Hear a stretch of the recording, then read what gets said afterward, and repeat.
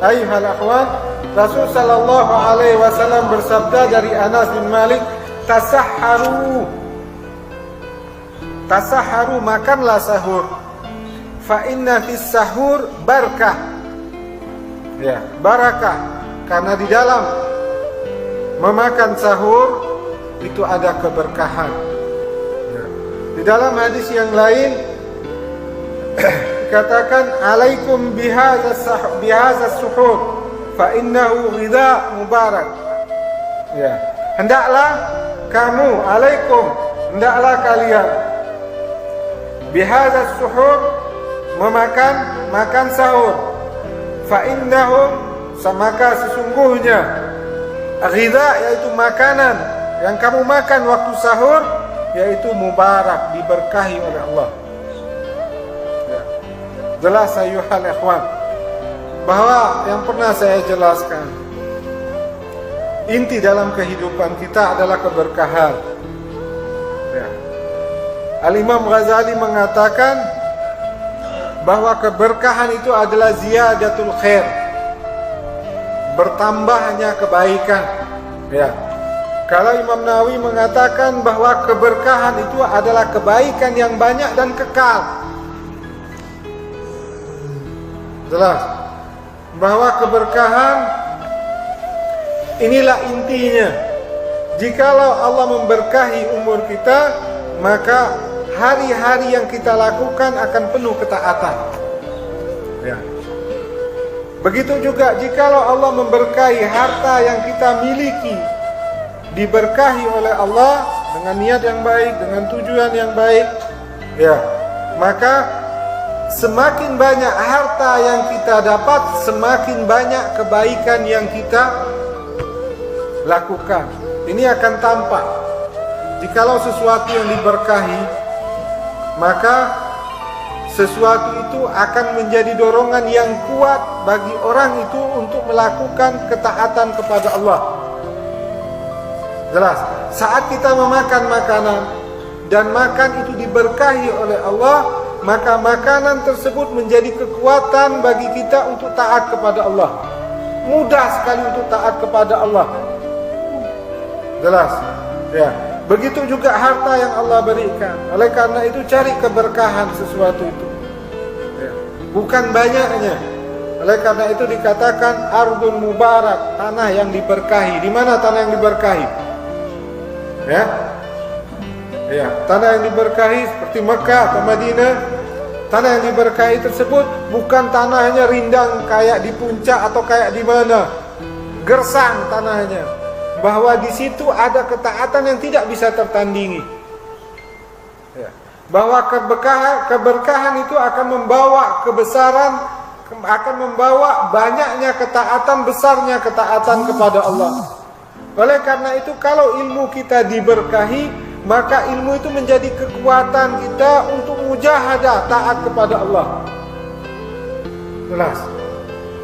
Ada juga anak yang mubarak, anak yang diberkahi. Anak yang diberkahi, anak yang senantiasa taat kepada Allah, taat yang senantiasa mendoakan orang tua. Ini ada anak yang diberkahi. Bukan anak yang diberkahi dia sukses kerja, banyak hartanya, berhasil kerjanya, wajah tampan, rumah besar. Bukan ini. Anak yang diberkahi, yang mendapat berkah, yaitu anak yang senantiasa taat kepada Allah. Ya. Keberkahan itu akan mengarahkan ketaatan kepada Allah. Oleh karena itu, ketika kita sahur, makanan yang kita makan ini, memakan makanan itu hukumnya apa? Makan hukumnya apa? Mubah. Apa itu mubah? Ya, yaitu boleh dikerjakan, walaupun kita ngerjakan tidak ada dapat apapun, tidak mendapatkan pahala apapun. Akan tetapi ketika tujuan kita makan adalah tujuan untuk ibadah, maka mendapatkan pahala. Dan yang paling utama, ketika sesuatu pekerjaan kita lakukan dan mengikat pekerjaan itu dengan Allah, maka ada keberkahan pada pekerjaan itu. Seperti kita makan sahur apa tujuannya? Ada orang tujuan lain makan sahur. Apa tujuan makan sahur? Biar puasanya kuat. Tidak ada tujuan yang lain kan? Karena tidak ada tujuan yang lain, memang tujuannya untuk ibadah, maka dikatakan bahwa di dalam sahur ada keberkahan. Oleh karena itu hal-hal yang mubah, jikalau kita lakukan, maka hal-hal tersebut mendapatkan pahala. Ya, ini sebenarnya di dalam sahur ini adalah contoh yang kuat untuk kita. Jangan kita makan makanan kecuali dengan tujuan untuk ketaatan kepada Allah. Jikalau makan yang kita makan tersebut diberkahi oleh Allah, maka makanan tersebut menjadi kekuatan kita untuk taat kepada Allah. Jelas? Ya. Ya, kenapa makanan malah membuat kita malas? Karena tidak ada tujuan yang baik dalam makanan. Hanya untuk memuaskan hawa nafsunya saja. Jikalau makanan tersebut kita makan dengan tujuan-tujuan agar kita nanti mudah bantu orang, bisa mencari rezeki untuk anak istri kita, kemudian untuk biar kuat di dalam sholat, dalam ibadah, dengan niat-niat kebaikan, apa yang kita makan ini merupakan energi yang kuat untuk taat kepada Allah. Karena ketika kita makan langsung dengan tujuan ketaatan, maka makanan itu diberkahi. Ketika makanan itu diberkahi, kita makan jadi darah dan daging, ini jadi kekuatan untuk ibadah. Oleh karena itu di dalam bulan Ramadan berat tidak ibadah? Lebih berat bulan Ramadan atau luar Ramadan ibadah? Nah, luar. Ya. Karena apa yang kita makan tidak ada niat apapun, hanya untuk memuaskan hawa nafsu saja.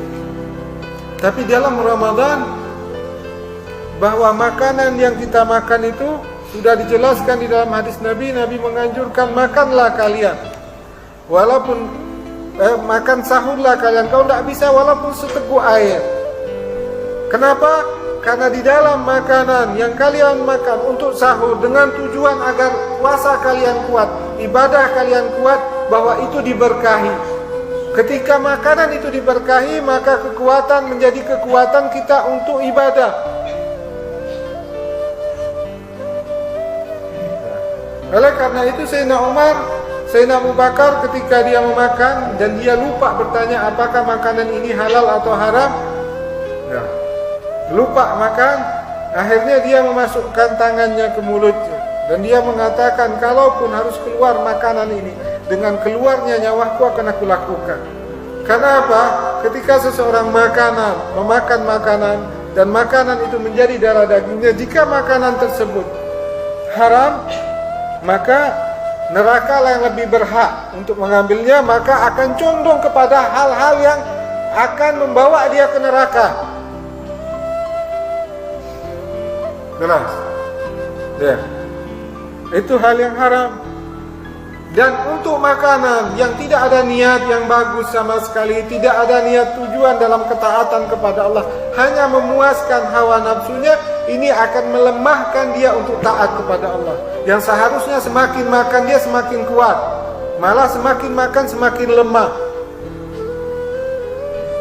Karena nih, ya, seharusnya kan kita makan bertambah kuat ibadah kita, bertambah semangat, tapi semakin lemah karena untuk hawa nafsu. Saat tujuan untuk hawa nafsu, ketika hawa nafsu yang menginginkan dia kuat. Subhanallah. Jelas atau tidak? Ya. Ketika kita tujuan untuk ketaatan kepada Allah, kita makan dengan tujuan untuk ketaatan kepada Allah, untuk kebaikan. Saat ada hal-hal yang baik dalam ketaatan kepada Allah, seperti ada dorongan yang kuat untuk melakukannya. Tapi ketika kita makan hanya untuk memuaskan hawa nafsu kita, maka makanan itu tidak menjadi kekuatan kita untuk taat kepada Allah. Bahkan makanan itu ketika hawa nafsu kita menginginkan sesuatu, dia menjadi kekuatan untuk mendorong hawa nafsu kita. Jelas? Nah, oleh karena itu Nabi katakan bahwa makan kalian sahur. Karena makan tersebut diberkahi. Oleh karena itu niat yang baik. Ketika kita keluar rumah mencari harta, niat yang baik sehingga harta itu diberkahi. Ketika mencari ilmu dengan tujuan yang baik, maka ilmu yang kita dapat diberkahi oleh Allah, maka ketika ilmu itu diberkahi, ilmu itu menjadi dorongan yang kuat bagi kita untuk mujahadah, untuk taat kepada Allah. Apapun fasilitas yang Allah berikan di dunia ini, jikalau fasilitas-fasilitas itu diberkahi Allah, maka semua fasilitas yang kita dapat itu menjadi pendorong kita untuk taat kepada Allah. Kalau diberkahi. Cara mendapat keberkahan yaitu dengan tujuan yang baik dan yang pasti halal. Kalau haram kita tidak bicara masalah haram. Suatu yang haram dengan tujuan baik tidak ada faedahnya. Kita berbicara yang halal, bicara yang halal. Kalau tujuannya kita bagus, maka apapun yang kita dapat menjadi keberkahan, tidak menghalangi kita, tidak melalaikan kita dari Allah. Semakin banyak harta yang kita dapat, semakin banyak kebaikan yang kita lakukan. Semakin Allah beri kesehatan kepada kita, semakin kuat juga kita taat kepada Allah. Jadi apapun yang kita dapat dengan tujuan baik untuk taat kepada Allah, maka apapun yang kita dapat itu diberkahi oleh Allah. Ketika sesuatu itu diberkahi oleh Allah, maka sesuatu itu menjadi penguat, dorongan kuat kita untuk taat kepada Allah. Jelas atau tidak? Ya kan? Banyak sekali kesehatan yang Allah berikan menjadi membuat dia lalai kepada Allah. Ya kan? Kenikmatan yang Allah berikan membuatnya semakin banyak kenikmatan, semakin lalai. Harta yang Allah berikan, semakin banyak harta, semakin lalai. Umur yang Allah berikan, semakin bertambah umur, semakin lalai. Apa sebabnya? Semua itu tidak diberkahi. Oleh karena itu, fasahihin niyata qabdal amali. Betulkan niatmu, tujuanmu dalam segala apapun amal perbuatan kamu, tindakan kamu. Ini untuk perkara-perkara yang sunnah. Adapun perkara yang wajib, tujuan juga. Yang pernah saya jelaskan alihkan bahwa tujuan inilah yang akan membawa menaikkan kerohanian kita. Tujuan salah, maka amal tersebut tidak akan ngefek ke hati kita. Masih ingat atau tidak? Kalau seorang niat sholat dengan tujuan agar dilihat orang riya, sama juga hitungan dia tidak sholat. Bahwa berapa banyak pun sholat yang dilakukan tidak ngefek ke hati dia.